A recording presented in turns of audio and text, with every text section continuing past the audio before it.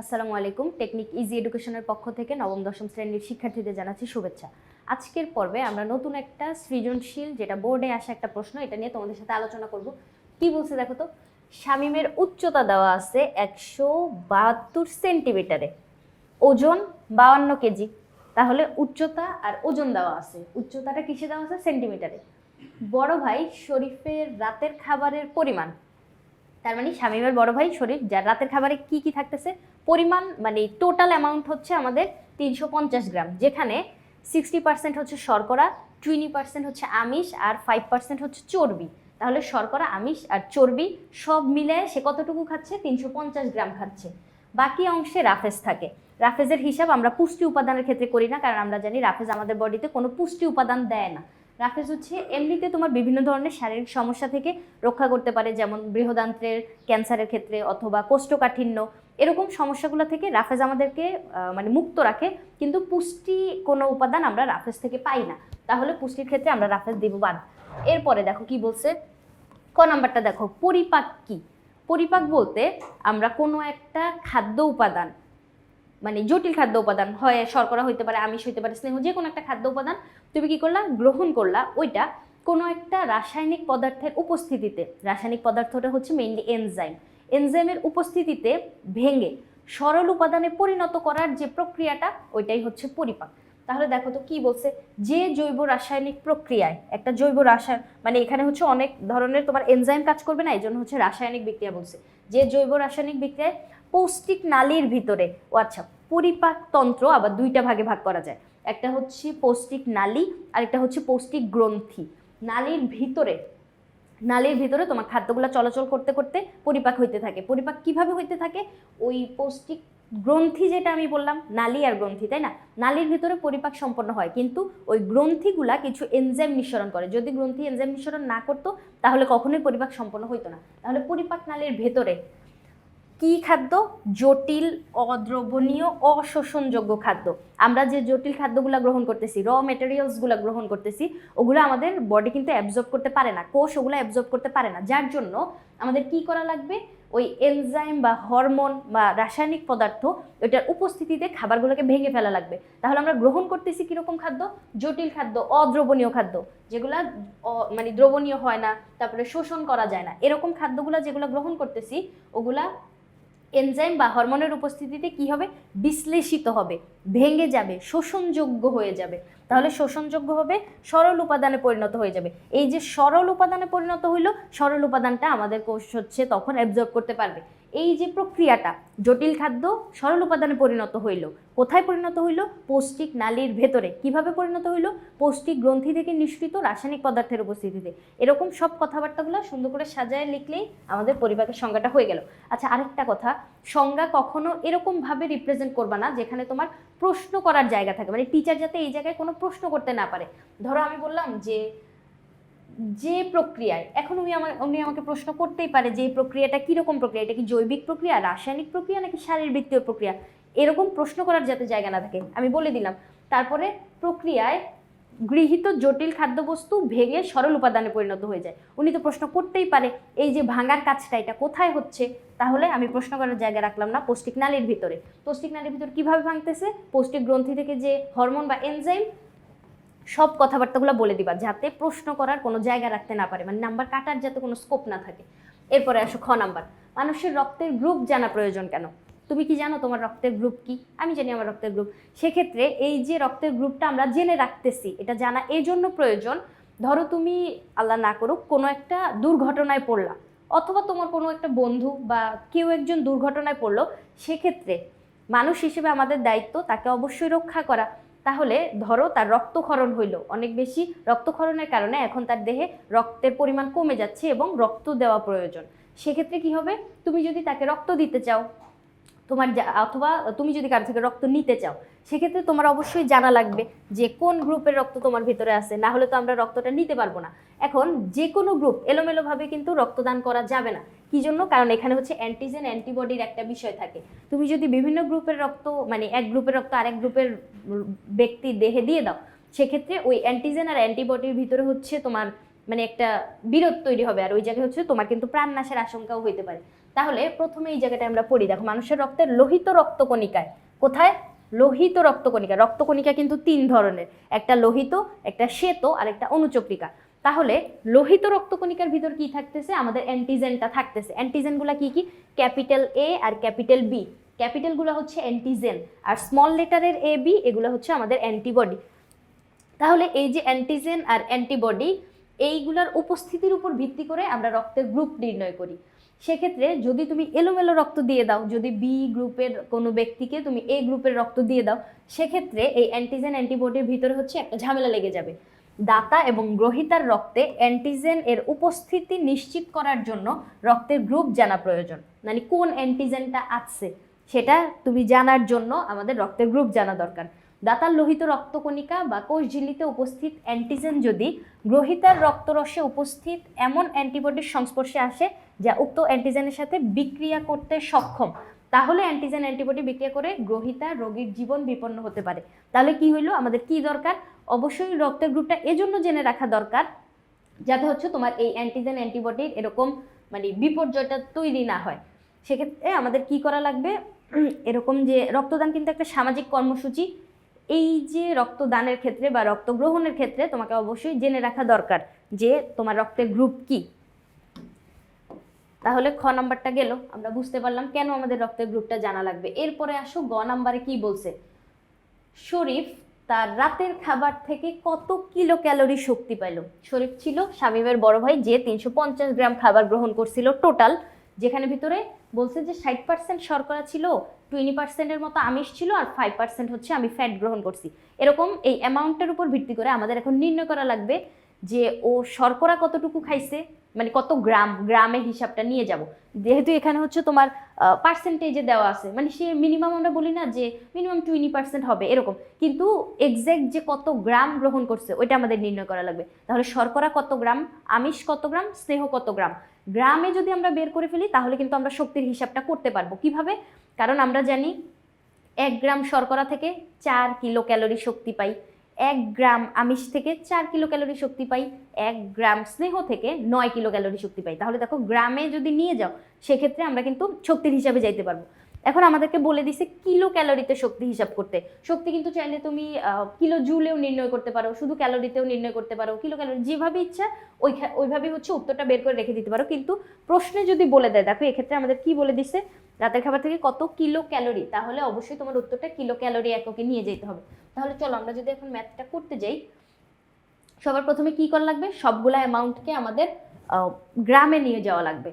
তাহলে 350 গ্রামের সাথে এগুলা কম্পেয়ার করব। এরকম হয় না 350-এর 60% হচ্ছে আমাদের শর্করা, এরকম করে আমরা নির্ণয় করব। 350-এর 60% শর্করা, 350-এর 20% আমিষ, 350-এর 5% হচ্ছে চর্বি। তাহলে চলো আমরা যদি ম্যাথটা করতে যাই,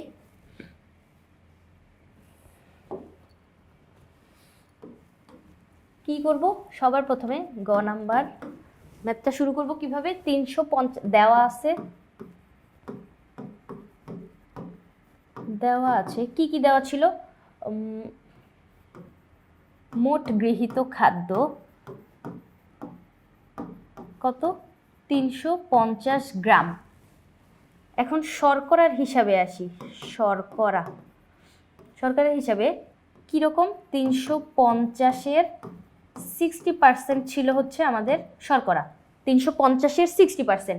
এখন 350 এর বলতে আমরা গুণ চিহ্ন বুঝি, মানে গুণ এত এর। তাহলে 350-এর সাথে আমরা কি করব? 60, আর পার্সেন্ট বলতে আমরা কি বুঝি? 100 বুঝতেছি। তাহলে এবার যদি কাটাকাটি করো, 350, এবার যদি কাটাকাটি করি আমরা এই দুইটা শূন্য কেটে দেওয়া যায়। তাহলে 35 আর 6, 5 6 30-এর শূন্য, হাতে 3, 3 6 18, 19 20 21, 210 কিলো না সরি 210 গ্রাম, এটা পাইলাম শর্করার অ্যামাউন্ট। এবার আমিষ যদি নির্ণয় করতে যাই, আমিষের ক্ষেত্রেও 350-এর 20% গ্রহণ করছিল, 20%। তাহলে 350 যেটার সাথে আবার উপরে 20, আর পার্সেন্ট বলতে আমরা 100 দ্বারা ভাগ বুঝতেছি, তাহলে 100 দিয়ে করো ভাগ। এই শূন্য এই শূন্য এই শূন্য এই শূন্য কাটা। পরীক্ষার খাতায় কিন্তু এভাবে শূন্য শূন্য কাটবা না, এটা হচ্ছে মানে আমি এমনি দেখাচ্ছি যে শূন্য শূন্য এইভাবে বাদ চলে যাচ্ছে, তুমি কিন্তু এইভাবে খাতায় কাটা দিয়ে দেখাবা না, খাতায় কিন্তু কাটা দিয়ে দেখানোর নিয়ম নেই। 35 দুগুণে কত?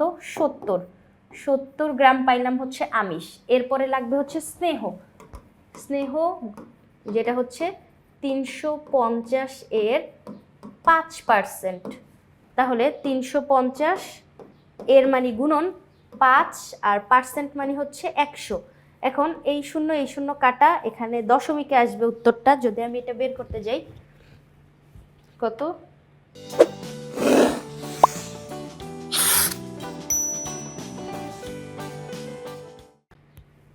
17.5 আসতেছে হচ্ছে এটার গ্রাম। তাহলে এই যে দেখো আমরা কি পাইলাম, শর্করাটাকেও গ্রামে নিয়ে গেলাম, আমিষকেও গ্রামে নিয়ে গেলাম, আর স্নেহটাকেও গ্রামে নিয়ে গেলাম। এখন এই যে খাদ্যের অ্যামাউন্টটা গ্রামে পাইছি, এখন আমরা শক্তিতে কনভার্ট করতে পারবো। কি করব দেখো তো, এইখানে আমরা কি জানি, আমরা জানি 1 গ্রাম শর্করা থেকে 1 গ্রাম শর্করা থেকে আমরা কতটুকু পরিমাণ শক্তি পাচ্ছি? 4 কিলো ক্যালোরি শক্তি পাচ্ছি। কতটুকু? 4 কিলো ক্যালোরি। এখন শর্করা সে গ্রহণ করছিল কতটুকু? 210 গ্রাম। এই 210-এর সাথে 1 গ্রামে যদি 4 কিলো ক্যালোরি শক্তি হয়, তাহলে 210 গ্রাম শর্করায় আমরা কতটুকু শক্তি পাবো? 210-এর সাথে আমরা কি করব? 4 গুণ করব। তাহলে 210 গুণন 4, শক্তি পাচ্ছি কতটুকু? 480 কিলো ক্যালোরি শক্তি পাবো। এরপরে আবার আমরা কি করব?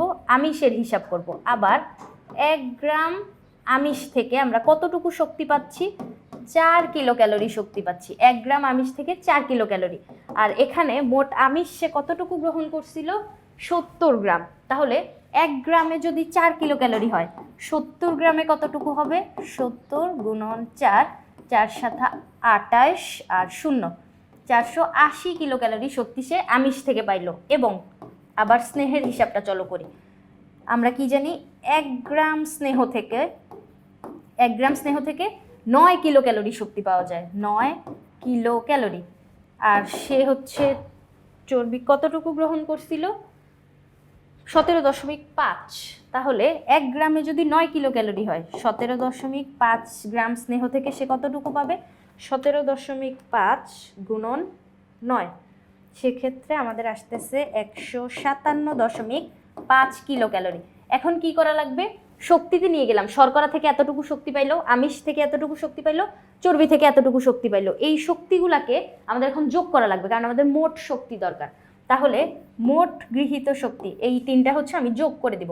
মোট খাদ্য ক্যালোরি, খাদ্য ক্যালোরি বলতে হচ্ছে আমরা শক্তিটাকে বুঝতেছি, ক্যালোরি।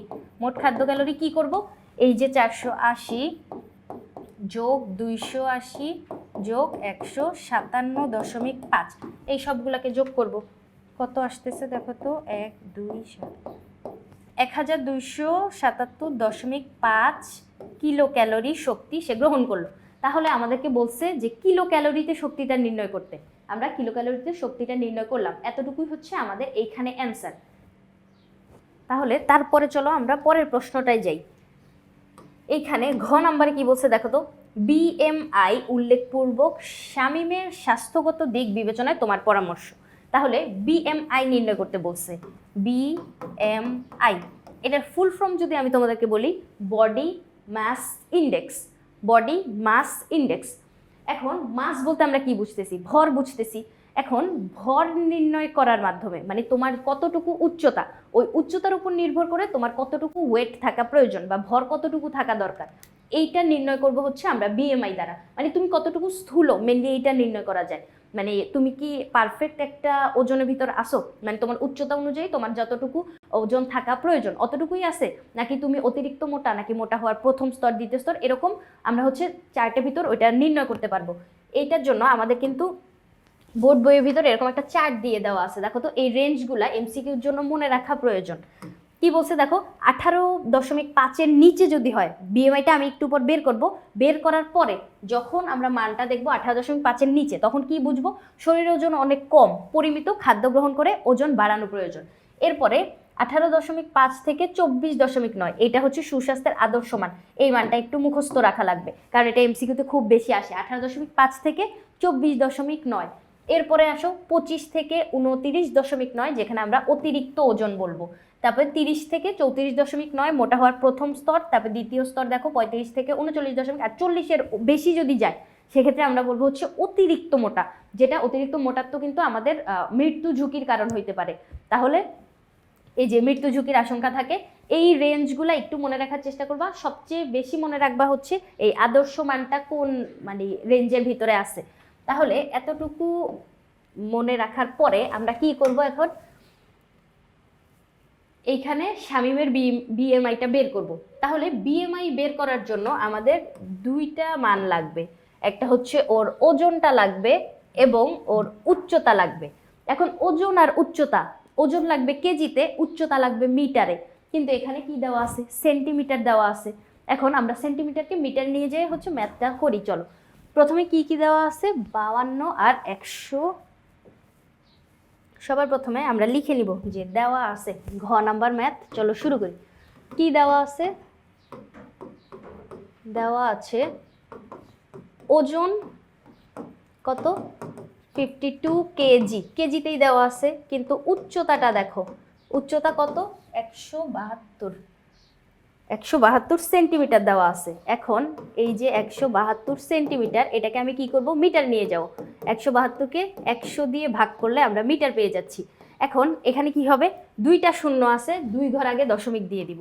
172 লিখার পরে এই যে দেখো একটা শূন্য, দুইটা শূন্য থাকলে দুই ঘর আগে দশমিক, এটা আমাদের মিটার মান চলে আসছে। এখন আমরা কি জানি, আমরা জানি বিএমআই এর সূত্রটা কি, বডি মাস ইন্ডেক্স, যেটা সূত্র হচ্ছে উপরে থাকবে আমাদের ওজন, যে ওজনটা অবশ্যই কেজিতে থাকতেছে, এবং নিচে থাকবে উচ্চতা, এই যে উচ্চতা, যেটাকে আমরা কি করব, মিটারে রাখবো। এবং সবচেয়ে গুরুত্বপূর্ণ যেই জিনিসটা, এইখানে উচ্চতার উপরে তোমার স্কয়ার হবে। এই স্কয়ারটা আমরা সূত্রের ভিতর বসাই, এরপরে মান লেখার পরেও বসাই। কিন্তু কেন জানি আমি স্টুডেন্টদেরকে দেখছি যে ক্যালকুলেটারে যখন চাপতে যায় তখন আর এই স্কয়ারটা দেয় না। 1.72 দিয়ে অবশ্যই স্কয়ার দিতে হবে। এখন এটা জাস্ট ক্যালকুলেটারে বসাবো আর মানটা বের করে ফেলবো। 52 হচ্ছে কেজি, আর 1.72 হচ্ছে ওর উচ্চতা, যেটা মিটারে আনছি, এবং অবশ্যই স্কয়ার দিতে হবে। দেওয়ার পরে আসছে 17.577। যখন তোমার দশমিকের পরে তিনটা সংখ্যা নিলেই হবে, তিনটা অঙ্ক নিলেই হবে। এই যে তিনটা অঙ্কের 3 নাম্বারটা যদি 4-এর থেকে বেশি হয়, সেক্ষেত্রে আমরা আগের অঙ্কটার সাথে 1 যোগ করে দিতে পারি, তাহলে 5-8 লেখা যায়। এখন বিএমআই এর কোনো একক নাই, যেটা হচ্ছে মানে আমাদের বই হিসেবে, মানে বোর্ড বইয়ে বিএমআই এর কোনো একক দেওয়া নেই, সেক্ষেত্রে আমরাও দিব না। তাহলে 17.58 বের হয়েছে আমাদের কি, বিএমআই এর মান। এতটুকুই হচ্ছে এখানে উত্তর। কিন্তু তোমাকে এখানে কিছু কথাবার্তা বলা লাগবে। ওরা আমাদেরকে কি জিজ্ঞেস করছে, উল্লেখ করে শামীমের স্বাস্থ্যগত দিক বিবেচনায়। তাহলে ওর যে 17.58 বের হইল ওর বিএমআইটা। এখন বিএমআই যখন 17.58 হচ্ছে, ও এখানে কোন রেঞ্জের ভিতর পড়তেছে দেখো তো, 18.5-এর নিচে না, তার মানে ওর শরীরের ওজন কম। ওর এখন কি করা লাগবে, পরিমিত খাদ্য গ্রহণ করার মাধ্যমে ওর ওজনটা আরেকটু বাড়াইতে হবে। সেক্ষেত্রে ও কি হবে, তাহলে সুস্বাস্থ্যের আদর্শ মানে চলে আসবে।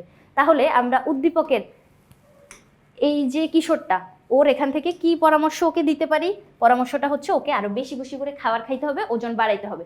তাহলে দেখো ম্যাথ যখন আসতেছে আমাদের, ম্যাথে কিন্তু ছাকা নাম্বার, ম্যাথ হইলে আর নাম্বার কাটার কোনো স্কোপ নাই, কিন্তু বর্ণনামূলক প্রশ্নে তো মাঝে মাঝে নাম্বার কাটতে পারে। সেক্ষেত্রে এই যে ম্যাথগুলো অনেক সহজ সহজ ম্যাথ, আশা করি তোমাদেরকে বুঝাইতে পারছি। ম্যাথ আসলে কখনো স্কিপ করবা না, ম্যাথটা অ্যান্সার করার চেষ্টা করবা, সেক্ষেত্রে ছাকা নাম্বার আমরা পেয়ে যাচ্ছি। তাহলে পরবর্তী পর্ব দেখার আমন্ত্রণ রইল। ধন্যবাদ সবাইকে।